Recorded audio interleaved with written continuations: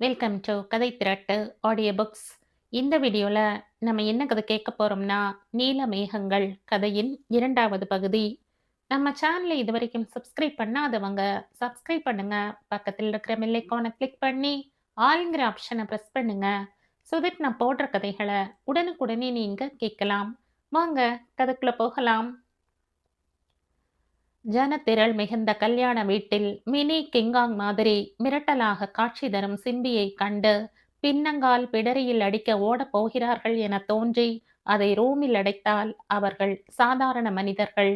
எங்கே மனிதர்களால் சிம்பிக்கு ஆபத்து வருமோ என்ற பயத்தின் காரணமாக அதை அறையில் பூட்டி வைத்தால் அவர்கள் சச்சிதேவ் குடும்பத்தினர்.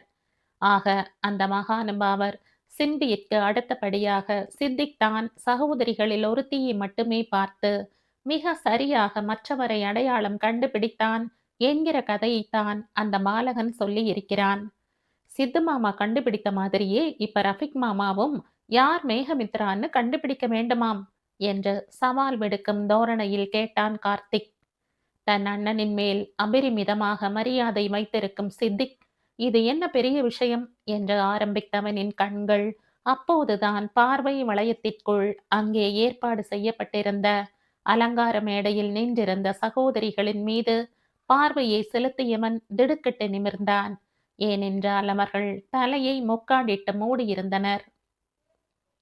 சட்டென்று தூரத்தில் இருந்து பார்ப்பவர்கள் மரத்தில் சுற்ற வேண்டிய ஃபேரி லைட்ஸை மணப்பெண்கள் மேல் சுற்றிவிட்டார்களோ என்ற கண்களை சந்தேகம் படும்படியாக அவர்கள் உடுத்தியிருந்த லெஹங்காவில் பதிக்கப்பட்டிருந்த சின்ன சின்ன கற்கள் திசைக்கு ஒரு நிறத்தை வாரி இறைத்து பார்ப்பவர்களின் கண்களுக்கு மாய வித்தையை காட்டியது. தங்கைகளின் மெகந்தி விழாவிற்காக ஆர்யாவும் சௌந்தர்யாவும் வடிவமைத்த அந்த கற்கள் பதித்த உடையை ஒருத்தி பேபி பிங்கிலும் மற்றொருத்தி வெளிர் நீளத்திலும் மிக அழகாக உடுத்தி தலையில் முக்காடிட்ட முகத்தை மறைத்திருந்தனர். சித் ஒருவரை பார்த்து மற்றவரை கண்டுபிடித்தான். ஆனால் ரஃபிக் இருவரையும் பார்க்காது கண்டுபிடிக்க வேண்டும். இதுதான் அவனுக்கு விடுத்திருந்த சவால் என்றான் கார்த்திக் திருப்தியோடு. ஆனப்பட்ட சச்சிதேவ் கண்களை விரலை விட்டு ஆட்டியவனை சும்மா விடுவதா? ஓ என்றபடி யோசனையுடன் மேடையில் இருந்த இருவரையும் பார்த்த ரஃபிக் முகம் எதையும் வெளியே காட்டவில்லை என்றாலும் மனதிற்குள் ஆக இதில் யார் பிபி என்ற முகத்தை பார்க்காது கண்டுபிடிக்க வேண்டும், இதெல்லாம் ஒரு சவாலா என்று நினைத்தபடி ஒரு கொட்டாவி விடாத குறையாக, கிட்ட போகலாமா இல்ல இங்கேயே கண்டுபிடிக்க வேண்டுமா மிக அலுப்பாக ரஃபி கேட்க கார்த்திக் எதுவும் பேசாமல் அவனை நம்பா தன்மையுடன் பார்த்தான். அவன் கண்களில் இருந்த கேள்விக்கு பதில் அளிக்கும் விதமாக ஒரு நிமிடம் கூட யோசிக்காமல் வேகமாக மிக அழகாக அலங்கரித்திருந்த மேடையின் புறம் சிறு தடுமாற்றம் இல்லாமல் சென்றவன் வெளிர் நீல நிறத்தில் உடுத்திருந்தவளின் அருகில் சென்று முகத்தில் இருந்த முக்காடை கூட விலக்காது அவளின் காதருகில் குனிந்தான். முகத்திரையை விலக்கி அது மேகமித்ரா தானா என்று அறிய விரும்பாதவனின் தன்னம்பிக்கை எத்தனை பேருக்கு வரும் என்று தெரியாவிட்டாலும் அதை பற்றி அக்கறை அற்றவனாக மெல்ல அவள் முன்புறம் குனிந்து ஏதோ பேச வாயை திறக்க அவன் பேசுவதை கேட்க முடியாதபடி அங்கே நடப்பதை வேடிக்கை பார்த்து கொண்டிருந்த அவனின் சொந்த பந்தங்கள் ஆரவாரமாக கரகோஷம் எழுப்பினர். அந்த சிறுவன் தங்கள் நவாபிற்கு சவால் விட்டிருக்கிறான் என்று உணர்ந்த நவாபின் சொந்தங்கள் முதல் வேலையாட்கள் வரை கைகளை தட்டி வெற்றியை கொண்டாடினர். ரிசல்ட்டை பார்க்காமலே ஊர் உலகம் கை தட்டி கொண்டு வாய் பிளந்து கொண்டு நிற்க பத்ரியோ தன் பாட்டி இருக்கும் இடத்தை தேடி சென்றவன், நான் என்ன பண்ண சொன்ன, நீங்க என்ன பண்ணி இருக்கீங்க பாட்டி என்று அலறினான். தன் மூக்கில் இறங்கி இருந்த கண்ணாடியை ஏற்றி விட்டு கொண்ட அவர்களின் அராஜக பாட்டி, நீ சொன்னது தானே செஞ்சிருக்க. ஐயோ பாட்டி, பற்றி எரியும் ரஃபிக் கார்த்திக் இடையிலான சண்டையை அணைக்க ஏதாவது வழி செய்யுங்கள்னு சொன்னால் நீங்க என்ன மங்கிக்கும் ரஃபிக்கும் சண்டையை மூட்டி விடுறது மட்டுமல்லாது மாமன் மச்சான்களுக்கு இருக்கும் பிரச்சனையை ஊதி பெருசு பண்ண வழி பண்றீங்களே என்றான் தலையில் அடித்து கொள்ளாத குறையாக. சோட்டா பச்சா என்ற பாட்டி பத்ரியை வினயமாக அழைக்க, என்னது சொக்காயில பச்சடியா என்று அலறியபடி தன் அண்ணன் வடிவமைத்த ஆடையை சுற்றியும் முற்றியும் அவசரமாக பார்த்தான் பத்ரி. என் ஹிந்தி ஒண்ணும் அவ்வளவு மோசமில்ல. நடிக்காதடா சின்ன பயலே என்ற பத்ரியின் தலையில் லேசாகத் தட்ட, அப்போதுதான் ஆர்யாவும் அங்கே வந்து சேர்ந்தான். என்ன நாடகம் இது? நீங்க தான் ஏதோ பண்றீங்கன்னு புரியுது என்று கூறிய ஆர்யா தன் நீண்ட முடியை உச்சந்தலையில் ஒரு குடுமியை இட்டு முடிந்திருந்தான். இந்த நம்பூதிரி ஹேர் ஸ்டைல பார்த்துட்டு எத்தனை பேர் இப்படி திரிய போறாங்களோ என்று அலுப்பாக நினைத்தபடி, இது பாட்டியோட வேலைன்னு உனக்கும் தெரிஞ்சுட்டதா என்றான் தலைக்கு மேல் போய்க் கொண்டிருக்கும் பிரச்சனைக்கு மனதை திருப்பியபடி. உனக்கு புரிந்த என்ன பயன்? புரிய வேண்டியவனுக்கு புரிய வேண்டுமே என்றார் அலட்சியமாக பாட்டி. முதல்ல எனக்கு புரிய வைங்க என்றான் பத்ரி. இந்த மாதிரி ஒரு டெஸ்ட் வைத்தால் ரஃபிக் சரியா கண்டுபிடித்து விட மாட்டாரா என்றார் பாட்டி. அதேதான் நானும் கேட்கிறேன், கண்டுபிடித்து விடுவாரா என்று கேட்டான் ஆர்யா சற்றே யோசனையுடன் மேடையை பார்த்து. ஏய், ஏன்டா இப்படி பயமுறுத்துற என்று அரண்டு போய் பாட்டியை பார்த்தவன், அவன் கண்டுபிடித்தது மங்கியைத்தானே என்ற இதயம் பயத்தில் எகிறி துடிக்க பாட்டியிடம் கேள்வி கேட்டான் பத்ரி. நல்லா கேட்டியே, எனக்கு எப்படி தெரியும்? நான் என் கொள்ளு பேரனோட பிஸியா இருந்ததால மத்தியத்துல இருந்து அவங்கள நான் பார்க்கவே இல்ல என்றார் இறங்காத கண்ணாடியை ஏற்றிவிட்டபடி. பாட்டி, இப்படியே பேசி என்னை கொலகாரன் ஆக்காதீங்க. ரஃபிக் சரியா தானே கண்டுபிடிச்சிருக்கான் என்றான் பத்ரி படபடப்பு அதிகமாக. என்னடா, உன் தங்கச்சி ஒருத்தனை கல்யாணம் பண்ணி கொள்கிறாள் என்றால் இருவருக்குள்ளே உள்ள வித்தியாசத்தை கூட கண்டுபிடிக்க முடியாதவனையா கட்டிக்கொள்வாள் என்ற தலையில் அடித்து கொண்டு கேட்டவர், இந்த டெஸ்ட் மாப்பிள்ளைக்கு எந்த அளவு மங்கியை தெரியும் என்பதை உன் மரமண்டை தம்பிக்கு தெரியப்படுத்த என்று சொல்லிக் கொண்டிருக்கும் போதே அங்கே அதே மரமண்டை தம்பி வந்து சேர்ந்தான். ஏதோ சரியில்லை பாட்டி என்றான் வந்ததும் வராததுமாக. என்னதுடா என்றான் பத்ரி பதறிப்போய்.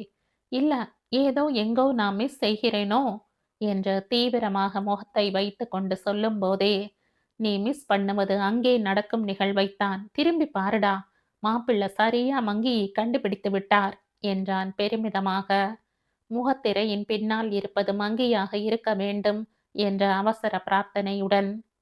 அந்த பக்கம் தலையை கூட திருப்பாத கார்த்திக், அதெல்லாம் கண்டுபிடித்து விடுவான் என்று தெரியும் என்று அலட்சியமாக பதில் அளித்தவனை விசித்திரமாக பார்த்தனர் சகோதரர்கள். எப்படி கண்டுபிடித்து விடுவான் என்று தெரியுமா என்றான் ஆர்யா. ஒன்றை மறந்துவிட்டாய், நானும் சச்சிதேவ் தாண்டா. இரட்டையர்களை பிரித்து பார்க்க தெரியாதவனை மங்கி கல்யாணம் பண்ணிப்பாளா என்றான் மிக சாதாரணமாய். சகோதரர்களை ஒருவரை ஒருவர் அர்த்தம் பொதிந்த பார்வையை பகிர்ந்து கொள்ள, அதான் தெரியுதில்ல, பின்ன ஏண்டா மாப்பிள்ளையிடம் எப்ப பார்த்தாலும் சண்டைக்கு மல்லுக்கு நிக்கிற என்றான் பத்ரி. என் கேள்வி எல்லாம் அவர்களுக்கு முன்பிருந்த பழக்கத்தை பற்றியது அல்ல. அந்த பழக்கத்தை அவள் இப்ப தொடர விரும்புகிறாளா என்பது மட்டும்தான் என்றான் திடமாக கார்த்திக். அண்ணன்கள் மூவரில் கார்த்திக் தான் தங்கைகளின் பர்சனல் பாடி கார்டு. ரோட்டில் போகிறவன் வழி தெரியாமல் தங்கைகளிடம் விலாசம் கேட்டதை அறிந்தால் ஊருக்குள் சென்று தேடி கண்டுபிடித்து மூக்கில் குத்திவிட்டுத்தான் மறுவேளை பார்ப்பான் என்பது ஊர் அறிந்த ரகசியமாகும். இப்படி கார்த்திக் பஞ்சர் செய்துவிட்டு வரும் மூக்கை மங்கி பஞ்சரோட்டி படிக்காமலே மனித டாக்டர் ஆகிவிட்டாள் என்பது வேறு விஷயம். என்னடா உளர்ற, பிடிக்காமலா இந்த கல்யாணத்தை முடிக்க சொன்னா என்றான் ஆர்யா. அண்ணா, மங்கி நினைச்சதை நினைக்கிற நேரத்துல செய்யற ஆளா? வார்த்தையை கூட தவறவிடும் ஆள் இல்லை. அப்படிப்பட்டவள் விடிந்தால் சங்கியின் கல்யாணம் எனும் நிலையில் இரவோடு இரவாக நான் ரஃபீக்கை கல்யாணம் பண்ணிக்கொள்ள ஆசைப்படுகிறேன். நீங்கள் போய் மாப்பிள்ளையை கேளுங்கள் என்றால் என்ன அர்த்தம்? அப்படியே நம் வழக்கப்படி காதல் மேலிட கல்யாணம் செய்ய சொல்லிவிட்டாள் என்று வைத்து கொண்டாலுமே, பின்ன ஏன் இந்த 2 வாரத்தில் சங்கியின் முகத்தில் தெரியும் சந்தோஷத்தையோ பூரிப்பையோ, குறைந்தபட்சம் ஒரு சிரிப்பை கூட மங்கி முகத்தில் ஏன் காணவில்லை என்று தன் தரப்பு கேள்விகளை அடுக்கிக் கொண்டே போனான் கார்த்திக். அந்த கேள்வியில் இருந்த உண்மை சகோதரர்கள் இருவரையும் வாய் அடைக்க செய்த போதும், பாட்டி நாட் நாட் செவனோ, மங்கி பேசுவதில் கூட யோசித்து பேசுபவள் என்று சொல்லிவிட்டு, இப்படி ஒரு கேள்வி கேட்டால் உன் மூளையை தூக்கி எங்க வைக்க என்று ஒன்று புரிந்து கொள் கார்த்திக். மங்கி மாதிரி நின்று நிதானமாக யோசித்து செய்யும் ஆள் கல்யாண விஷயத்தை திடுதிப்பென்று யோசிக்காமல் செய்வாளாடா என்று நெற்றியில் அடித்த மாதிரி கேள்வி கேட்ட பாட்டி, கார்த்திக், நீ இதை பார்க்கும் முறையே தப்பு. அவங்களுக்குள்ள ஏதோ பிரச்சனை இருக்கு என்று நானும் ஒத்துக்கொள்கிறேன். ஆனா, அதில் நாம் தலையிட்டோமே என்றால், சின்னதாக இருக்கும் பிரச்சனை குடும்ப பிரச்சனையாகிவிடும். அவள் பிரச்சனையை அவளே தீர்த்து கொள்வாள். வீணா குழப்பிக் கொள்ளாத. அத்தோடு உனக்கே தெரியும். அவளுக்கு புடவை கட்டி 4 அடி கூட சேர்ந்து நடக்க வராது. அப்படிப்பட்டவளை கடந்த 2 வாரமாக தினத்துக்கு 4 புடவை கட்டி அவிழ்த்து நகை மாற்றி 24 மணி நேரமும் அலங்கரித்து கொண்டே இருப்பது பத்தாதென்று வீட்டில் 500 பேர் எந்த நேரமும் இருந்து கொண்டே இருந்தால் அவள் எப்படி நார்மலாக இருக்க முடியும் என்று நினைக்கிறாய் என்ற கேள்வியை அள்ளி வீச கார்த்திக் பதில் சொல்ல வழி இல்லாது தலையை தான் ஆட்ட வேண்டியிருந்தது. அதை பற்றி மேலே பேசும் முன் அங்க பார் என்ற பாட்டி காட்ட தலையை குனிந்து தன் தங்கையின் காதில் எதையோ ரஃபிக் சொல்லிக் கொண்டிருந்தான். ஒரு வார்த்தையில் பதில் அளிப்பவன் நவாப் என்று உலகத்திற்கே தெரியும் போது பேசாமடந்தையாக நின்று கொண்டிருந்த மேகமித்ராவிடம் இவனே வலிய சென்று பேசுகிறான் என்றால் நம்புவதை சிரமமாகத்தான் இருந்தது. பாட்டிக்கு மட்டுமா சிரமமாக இருந்தது? அங்கே குழுமி இருந்த அவனின் உறவினர்களுக்கு கூட நம்புவதற்கு சிரமமாக இருந்தது என்றால் அதைவிட அப்படி என்ன காதில் குனிந்து பேசும் அளவு ரகசியம் பேசினான் என்பதை கேட்க அதைவிட ஆர்வமாக இருந்தனர் அவனின் சுற்றத்தார். யார் என்ன நினைக்கிறார்கள் என்பதை பற்றி அக்கறை அற்றவனாக குனிந்த ரஃபிக் 1000 பேருக்கு மத்தியில் மறைந்து உட்கார்ந்திருந்த உன்னை கண்டுபிடித்தவன் நான் என்று தெரிந்த பின்னும் இப்ப எதை நிரூபிப்பதற்காக இந்த ஜோதா அக்பர் சீன் என்றான் பொங்கி வழிந்த அலட்சியத்துடன். எதையும் நிரூபிக்க இல்லை, உங்களை காப்பாற்ற என்று மூடியிருந்த திரையின் வழியாக பதில் வந்தது மேகமித்ராவிடமிருந்து. காப்பாற்றவா? யாரிடமிருந்து என்றான் வரவழைத்து கொண்ட சுவாரஸ்யத்துடன். எதுவுமே தெரியாத மாதிரி பில்டப் கொடுக்க வேண்டாம் ரஃபிக். 10 நாட்களாக என் கார்த்திக் அண்ணாவும் நீங்களும் கட்டி பிடித்து பொருளாத குறையாக சண்டை போட்டுக் கொள்கிறீங்கன்னு தெரியும். உங்களுக்கு அவரை பற்றி தெரியாது. அவர் கோபம் வந்தால் மூக்கை உடைத்துவிட்டுத்தான் காரணம் கேட்கும் ரகம். இத்தனை நாள் அடக்கி வாசிப்பது கூட என் அண்ணன்களினால் தான். எனக்கு இந்த கல்யாணத்தில் இஷ்டம் இல்லை என்ற சின்ன சந்தேகம் வந்ததோ அவ்வளவுதான் என்று பொரிந்து தள்ளினாள் முகத்திரையில் அப்பால் இருந்த மேகமித்ரா. அவளின் முகத்தை பார்க்காத போதும் அந்த குரலில் தெரிந்த அனலை வைத்தே அவளின் கோபத்தின் அளவை யூகித்தவனுக்கு அவளின் ஜிவு ஜிவு என்ற முகம் சிவந்து கண்களில் தெரிக்கும் தணலையும் தலையாட்டி பேசும்போது கற்றையாக அவிழ்ந்து விழும் அவளின் நீண்ட கார்கூந்தலையும் காதில் அணிந்திருக்கும் மீன் கம்மலையும் காண ஆசை எழுந்த போதும் கையை பிசைந்தபடி நின்ற அவளை பார்த்தவனின் கண்கள் ஹாசியத்தின் சாயில் வந்து போக அவள் சொல்லாது விட்ட காரணத்தை மிக தெளிவாக புரிந்து கொண்டவன், ஆக மச்சா எங்க என் மூக்கு உடைச்சு விடுவாரோ என்று என் மேல் கரை காண முடியாது காதலால் கசிந்துருகித்தான் நீ இப்படி சீன் பண்ணி என்னை உனக்கு எவ்வளவு தூரம் தெரியும் என்று சொல்லாமல் சொல்லி இருக்க இல்லையா என்று அந்த தூரத்தை வெகுவாக இழுத்து ஒரு மார்க்கமாக சொல்லி வைத்தான் ரஃபிக். அவளாக வாய்விட்டு சொல்லாத காரணத்தையும் மிக தெளிவாக புரிந்து கொண்டு, ஆக மச்சான் காதலால் கசிந்துருகி இல்லை உங்க மூக்கில் குருதி கசிந்துருகி ஓட தாலி கட்டி கொள்ள வேண்டாமே என்று அவன் முகத்தில் அடித்தாற்போல் பதில் சொல்லிக் கொண்டிருக்கும் போதே, மேகி, எங்க முறைப்படி இங்க தாலி கட்டும் பழக்கம் இல்லை என்பதை நீ மறந்து விட்டாயா? இல்லை என்றபோது அவன் குரலில் எள்ளலும் கூடவே ஏதோ ஒன்று மறைந்திருக்க அது என்னவாக இருக்கும் என்று கண்டறியும் மனநிலையில் அவள் இருக்கவில்லை. இஷ், இதை எப்படி மறந்தாள் என்று தன்னைத்தானே திட்டிக் கொண்டு அதிர்ச்சியுடன் தலையை உயர்த்தியவளுக்கு கழுத்தை இறுக்கி பிடித்திருந்த சோக்கர் நெக்லஸ் தலையை சுதந்திரமாக திருப்பக்கூட முடியாதபடி கவ்வி இருக்க அதற்கு செட்டாக காதில் இடுப்பில் கையில் என்று எல்லா இடத்திலும் அணிகலன்கள் பூட்டி இருக்க இது போதாதென்ற கண்ணை மறைக்கும் இந்த முக்காடு வேறு இட்டிருந்தார்கள். 2 அடி முன்னால் நின்றிருக்கும் ரஃபிக்கும் கூட மழவென்று நிழல் உருவமாக தெரிய அவனை பார்த்து முறைக்க கூட முடியாதபடி அந்த திரை மறைக்க கோபத்தில் கை விரல்கள் ஒன்றை ஒன்று பிசைய ஆரம்பித்தாள். அந்த சைகையை பார்த்தவனின் கண்களில் சிரிப்பு நன்றாகத் தெரியவே, கேப்பரி வேணுமா என்றான் மிக சரியாக கணித்து. கோபம் வந்தால் எல்லோரும் கையை ஆட்டி ஆவேசமாக பேசுவதுதானே இயல்பு. ஆனால் மேகமித்ராவோ தன் கேப்பரி பான் பாக்கெட்டில் கையை விட்டு கொண்டுதான் பேசுவாள். அதனால் தான் அப்படி கேட்டு வைத்தான் ரஃபிக். மேகமித்ராவின் உடன் பிறந்தவள் சங்கி என்றால் அவளுடன் ஒட்டி கொண்டிருப்பது கேப்பரியாகும். காலை ஹாஸ்பிட்டலுக்கு போகும்போது கேப்ரி ஜீன்ஸ் அணிந்தால் இரவில் தூங்கும்போது கேப்ரி நைட் ஃபேன் நைட் பேண்டாக மாறி இருக்குமே தவிர மற்றபடி கேப்பரியை தவிர்த்து வேறு உடை தரித்தாள் என்றால் அவர்கள் வீட்டில் ஏதோ விசேஷம் என்று பார்ப்பவர்கள் யூகித்துக் கொள்ளலாம். இளக்காரமாக பேசியவனுக்கு முகத்தில் அறையும் விதமான பதிலை மூளையை கசக்கி யோசித்தாள் மேகமித்ரா. இன்னும் வேற இன்னும் வேகமாக விரல்களை பிசைந்தபடி. தன் பாட்டியை மிஞ்சும் அளவு ஒட்டு கேட்பதில் ஆர்வம் கொண்டவளான சங்கிக்கு அது எப்படி 4 அடி இடைவெளி இருப்பவர்களால் இப்படி ரகசியம் பேச முடிகிறது என்று அவர்களின் சம்பாஷணையை கேட்க முயன்று தோற்று கொண்டு இருந்தவளின் காதில் ரஃபிக் கடைசி வார்த்தை மட்டும் காதில் விழ, என்ன அத்தான் கேப்பக்களியை பத்தி அவகிட்ட போய் கேட்குறீங்களே என்ற கேப்பரியை கேப்பக்களியாக காதில் வாக்கிக் கொண்டு பதிலளித்த சங்கமித்ரா தொடர்ந்து, குதிரை சாப்பிடும் கொள்ளுக்கும் ஓட்ஸுக்கும் வித்தியாசம் கேளுங்கள், டான் என்று பதில் சொல்வாள். ஆனா இவள் சாப்பிடும் இட்லி அரிசிக்கும் சாப்பாட்டு அரிசிக்கும் வித்தியாசம் கேளுங்க, பேந்த பேந்த விழிப்பாள் என்ற தன் உடன் பிறந்தவளின் அருமை பெருமையை அளந்தாள் சங்கி. அது மட்டுமா, ஜாமூனுக்கும் திராட்சைக்கும் வித்தியாசம் தெரியாது, பலாப்பழத்துக்கும் சிக்கனுக்கும் வித்தியாசம் தெரியாது என்று சங்கிக்கு பதில் அளித்த போதும் மேகமித்ராவை பார்த்தபடிதான் கூறினான். பொதுவாக இரு பொருள் ஒரே மாதிரி இருக்கும்போதுதான் குழப்பம் வரும்.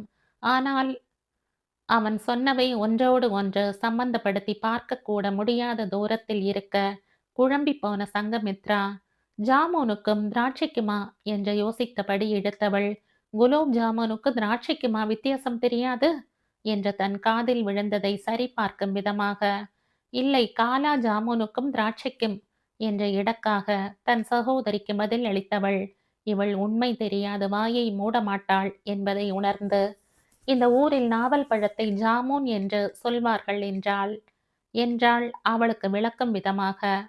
ஓ என்று அரை மனதாக தலையை ஆட்டியபடி, சரி இது ரெண்டும் கருப்பாக இருக்கும் என்று வைத்து கொண்டாலும் பலாப்பழத்தை எப்படி சிக்கன் என்று நினைத்தாய்?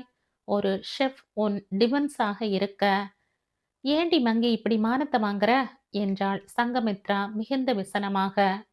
எல்லாவற்றையும் பார்த்தவுடன் புரிந்து கொள்ளும் பக்குவம் இருந்திருந்தால் நான் ஏன் இப்படி ஏமாறப் போகிறேன் என்ற பதில் சங்கிக்கு சொன்னாலும் அது ரஃபிக்கானது என்பதை அவள் நன்றாகவே அறிவாள்.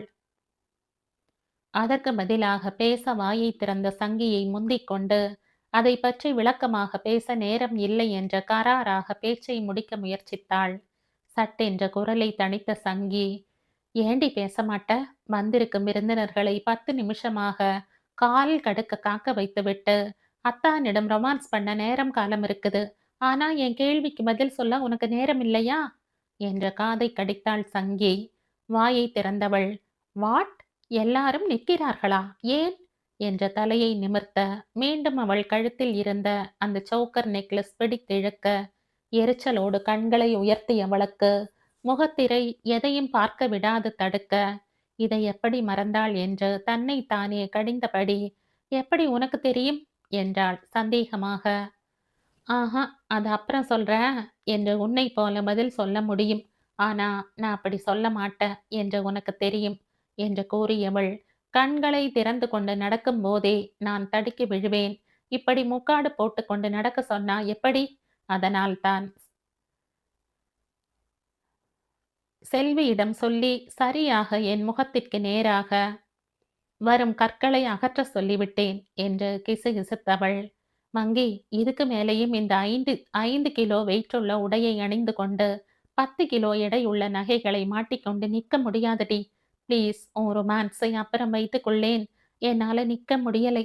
அங்க அத்தை கூட உங்களுக்காகத்தான் வெயிட்டிங் என்று 4 அடி தூரத்தில் நின்று கொண்டிருந்த சங்கி தமிழில் கிசுகிசுத்தாள். இல்லாவிட்டாலும் அங்கே இருப்பவர்களுக்கு இவள் பேசுவது புரிந்து விடுவது போல.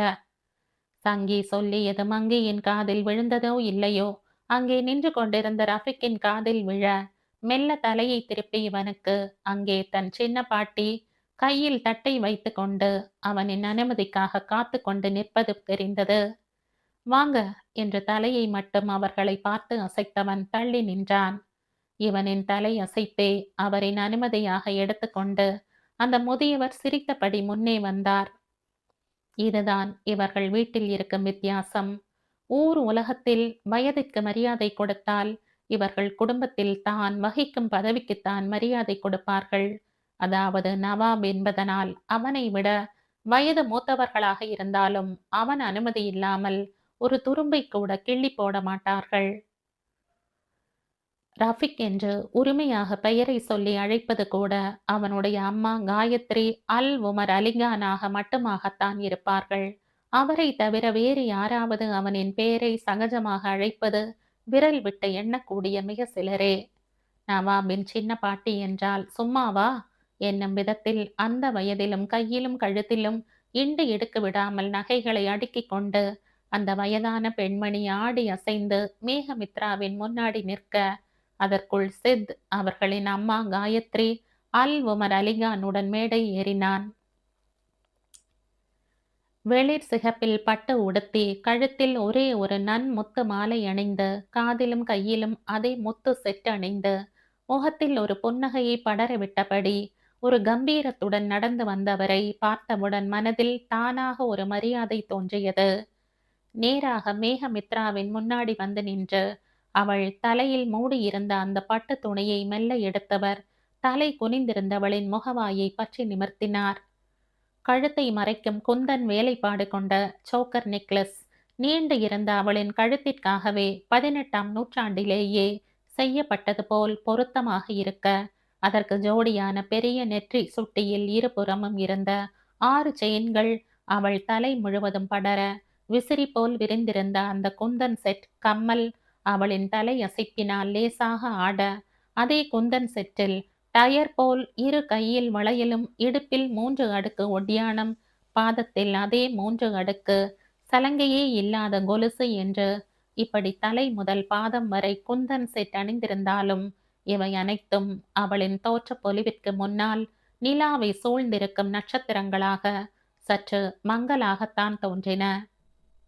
பெரிய கண்கள், அளவான நெற்றி, சின்ன மூக்கு, எடுப்பான உதடு, குறுகிய முகவாய், மேடான கன்னம் என்று முதலில் பார்ப்பவர்களுக்கு அழகி என்று தோன்றுவதை விட நம் பக்கத்து வீட்டு பெண் போல பாந்தமான அழகுடன் தோன்றும் அவளை கண்களை பறிக்கும் அழகியாக மாற்றுவது அவளின் தோற்ற பொலிவுதான். மலை பிரதேசத்தில் பிறந்து வளர்ந்ததாலோ என்னவோ புத்தம் புதிய ரோஜா மலர் போல் இருக்கும் தோற்ற பொலிவு 100 கூடை ஆர்கிட் மலர்களுக்கு மத்தியில் அன்று மலர்ந்த பன்னீர் ரோஜா போல அனைவரின் பார்வையை தட்டி செல்வது, துளி கூட மேக்கப் இல்லாது நின்றிருந்தவளின் அழகை சொல்ல வார்த்தைகள் இல்லை. அதிலும் சகோதரிகளின் இடுப்பை தாண்டி தொங்கும் கருத்தடர்ந்த நீண்ட கூந்தலை யாரும் நிஜம் என்று நம்பவில்லை. அந்த நீண்ட கூந்தலை ஒவ்வொரு பின்னலுக்கும் ஒரு குந்தன் பிள்ளையை வைத்து தைத்திருக்க, அவளின் நீண்ட முடிக்கு அது மிகவும் எடுப்பாக இருந்தது என்று சொல்வதை விட அங்கே இருந்த பெண்களை நவாபை இப்படி கடைசி நிமிஷத்தில் தட்டி செல்ல இந்த நீண்ட முடி காரணமாக இருக்குமோ என்று பொறாமைப்பட செய்தது.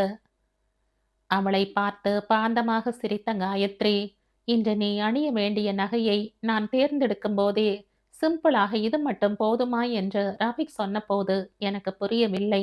ஆனா இப்போ உன்னை பார்க்கும்போது அப்படியே அப்சரஸ் மாதிரி இருக்க என்று மனமாற புகழ்ந்தவரின் கண்கள் பார்க்க, என்னது இது சிம்பிளா என்று மனது அலறிய போதும் அமைதியாக நின்றிருந்தவளின் காதில், உன்னை நிச்சயம் அவருக்கு என்று எதையோ ஆரம்பித்தவர் பேச வராது தொண்டை அடைத்து நிறுத்த, அவசரமாக அவர் பக்கத்தில் வந்து தோள் மேல் கை போட்டான் ரஃபிக்.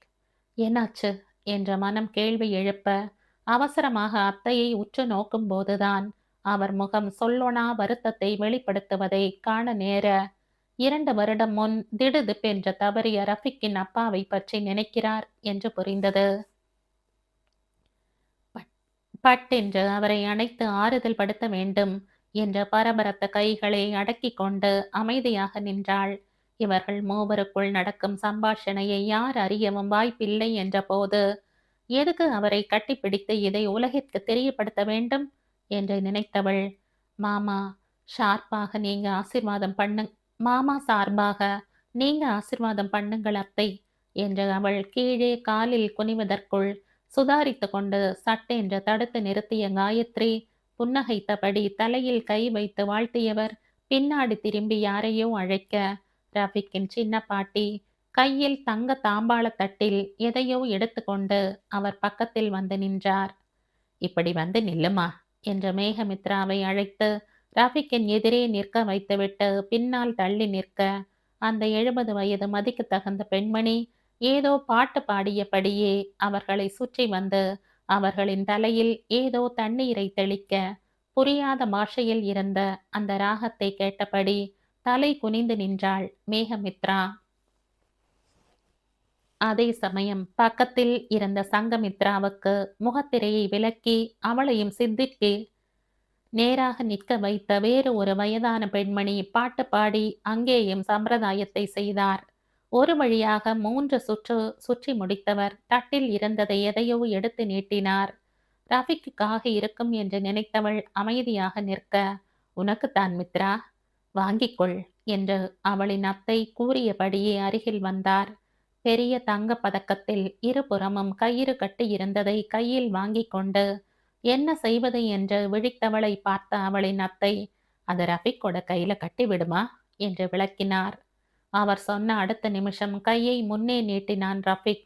நீண்டு திரண்ட ரோமங்களுடன் இருந்த கையையும் மோதிரம் அணிந்த அந்த விரலையும் பார்த்தவளுக்கு, இந்த விரல்கள் தானே அன்று முதலாக அவளின் இடையை பிடித்தது என்று மறக்க நினைத்த ஞாபகங்கள் குபீர் என்று கண் முன்னே வந்து புயலை கிளப்ப, இத்தனை நேரம் மருந்துக்கு கூட ரஃபிக்கின் பக்கம் தலையை உயர்த்தாத அவளின் விழிகள் கட்டுப்பாட்டை மீற தலையை உயர்த்தி அவனை நோக்கினாள். இவளின் தவிப்பு மிதந்த விழிகளுடன் ரஃபிக்கின் கூர்மையான விழிகள் நேருக்கு நேராக மோதிக்கொள்ள, அத்தனை நேரம் நிர்மலமாக இருந்த வானத்தில் கண்களை பறிக்கும்படியான மின்னல் ஒன்று வெட்டியது. பார்த்த விழி பார்த்தபடி பூத்திருக்க, காத்திருந்த காட்சி இங்கு காண கிடைக்க, ஊன் உருக உயிர் உருக தேன் தரும் தடாகமே, வழி வருக வழி நெடுக ஒளி நிறைக வாழ்விலே என்று முன் மாலை பொழுதில் செல்வி பாடிய பாடல் வரிகள் காதில் ஒலித்தது. அலங்காரம் செய்யும் போது இந்த வரிகளை பாடிக்கொண்டிருந்த மூத்த அண்ணி செல்வியை பார்த்து சரியாக தமிழ் பேச வராத 2வது அண்ணி அலக்நந்தா, பாட்டு நல்லா இருக்கே, என்ன பொருள் என்று விளக்கம் கேட்டாள். அரை மணி நேரமா விளக்கோ விளக்கு என்று விளக்கிய சவ்வியின் பேச்சு ஒன்றுமே புரியவில்லை என்றாலும் இந்த நொடி எதுவுமே விளங்காமலே புரிந்தது. என்னம்மா இன்னும் காப்பை கட்டலை என்று அத்தை கேட்டபோதுதான் தூக்கத்தில் இருந்தவளை தட்டி எழுப்பியது போல் அரண்டு போய் பார்வையை அகற்றி சுற்றியும் ஓடவிட்டவளுக்கு தான் எங்கிருக்கிறோம் என்று புரிய, இதோ கற்ற அத்தை என்று முணுமுணுத்தபடியே அவன் மணிக்கட்டிற்கு அருகே கையை எடுத்து போக, நேத்து நான் சொன்னதை மறந்துட்டியா? மற்றவங்களுக்குத்தான் கையில் நவாபுக்கு மற்றவங்களுக்குத்தான் கையில, நவாபுக்கு இங்க என்று ரஃபிக்கின் புஜத்தை காட்டினார் காயத்ரி. அவனின் திரண்டிருந்த புஜத்தை நோக்கியவளுக்கு அப்பொழுதுதான் ரஃபிக் சட்டை அணியாமல் இருக்கிறான் என்று புரிய ஆரம்பிக்க, அவளையும் அறியாது கண்கள் அவனின் பரந்த மார்பில் அவள் தையில் போட்ட இடத்தில் நிலை குத்தி நிற்க, அதை தொட்டு பார்க்க பரபரத்த கைகளை வெகு சிரமப்பட்டு அடக்கியவள், எங்கே தன் கட்டுப்பாட்டையும் மீறி தொட்டு விடுவோமோ என்று அரண்டு போய் பார்வையை திருப்பி புஜத்தில் கட்டத் தொடங்கினாள். அவனை தொட்ட அடுத்த நிமிடம் சற்றே சூடான உடல் வாகை கொண்டவனின் தேகத்தில் இருந்து வரும் உஷ்ண காற்று, கொட்ட வரும் தேனீக்கள் கூட்டமாக அவளை ரீங்காரமிட்டபடியே சூழ, காட்டில் வாழும் புலிக்கு கூட பயமும் பதட்டமும் இன்றி சர்ஜரி செய்யக்கூடியவள் இன்றோ ஒரு முடிச்சை போடுவதற்குள் கைகள் நடுங்க மூச்சு திணற 2 முறை அந்த காப்பை தவறவிட்டாள். ஒரு சாதாரண சுருக்கு போடுவதை கூட இத்தனை கஷ்டப்படும் மேகமித்ராவின் செயல்களை வைத்த கண் வாங்காமல் அலட்சியத்துடன் பார்த்து கொண்டிருந்த அந்த சின்ன பாட்டியை நோக்கியிருந்தாள். சுதாரித்துக் கொண்டிருந்திருப்பாளோ என்னவோ. ஆனால் அருகில் ரஃபிக் இருக்கையில் அவனின் அருகாமையும் பழைய நினைவுகளின் தாக்கமும் ஒன்றன் பின் ஒன்றாக அவளை ஆட்டிப் படைக்க, அதில் சிக்கொண்டு போய் கிடந்தவளுக்கு மற்றவர்களைப் பற்றி நினைக்க ஏது நேரம்? மூன்றாவது முறையும் அந்த காப்பை தவறவிடப் போனவளின் செய்கை கண்டவன், என்னுடைய பேர் பாடி உன்னை தடுமாற செய்யும் என்று முன்பே தெரிந்திருந்தால் நாம் சண்டை போட்ட சமயத்திலெல்லாம் என் சட்டையை கழட்டியிருப்பேன் என்று கிசுகிசுப்பாக ரகசியம் பேசினான் ரஃபிக் அல் உமர் அலிகான். அவனின் தடுமாற்றத்தை கண்டு கொண்டதால் வந்த ஆணவ பேச்சைக் கேட்டு பிசுக்கென்ற தலையை நிமிர்த்தியவளின் கண்கள் போர் முரசு கொட்டின. எதுவும் பதில் சொல்லாமல் தன் திடத்தையெல்லாம் ஒன்று திரட்டி அவன் புஜத்தில் கயிற்றை கட்ட, உள்ளே பொங்கிய ஆத்திரத்தையெல்லாம் அந்த முடியில் காட்டி, இரத்த ஓட்டமே இல்லாதபடி இறுக்கமாக கட்டத் தொடங்கியவளின் பார்வை ஈட்டி வீசியது. அவளின் ஈட்டி பார்வையும் தாங்கியதோடு மட்டுமல்லாது, இறுக்கி கட்டியிருந்த கையையும் ஒரு பார்வையை பார்த்தவன் முகத்தில் சந்தோஷத்திற்கான பிரகாசம் மின்ன, இந்த லுக்க நான் பார்த்து கிட்டத்தட்ட 3 மாசத்துக்கு மேல ஆகுது என்று ரசனையுடன் செப்பினான். அவள் என்னவோ காதலால் ரசம் சொட்ட சொட்ட அவனை பார்த்து மோகன புன்னகை பூத்தது போல், அவனின் பேச்சை கேட்டவளின் ஈட்டி பார்வை உக்கிர பார்வையாக மாற, அதெப்படி நாம ஒவ்வொரு முறை பார்க்கும் போதும் மின்னல் வெட்டுது என்ற அவளின் கோபத்தை அதிகமாக்குவது எப்படி என்பதற்காகத்தான் இந்த கங்கணம் கட்டும் வைபவமே என்பது போல் பேசி வைத்தான் ரஃபிக்.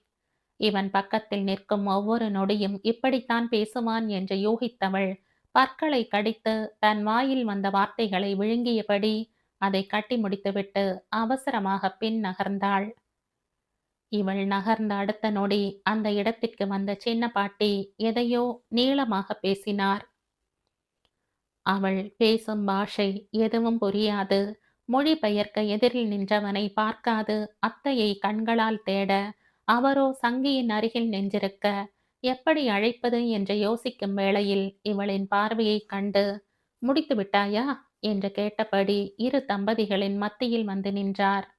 மங்கி சங்கிக்கும் பொதுவாக, இப்ப நீங்க கட்டிய காப்பு வெறும் காப்பு இல்ல, அவர்களின் பாதுகாப்பு. இனி கல்யாணமாகும் நாள் வரை அவர்கள் எங்கே போய்விட்டு வந்தாலும் அவர்களை காக்கும் கவசம் இது என்று அவர்கள் கட்டியதற்காக விளக்கம் கூறினார் காயத்ரி. இந்த கதையின் தொடர்ச்சியை அடுத்த பதிவில் கேட்கலாம். நன்றி.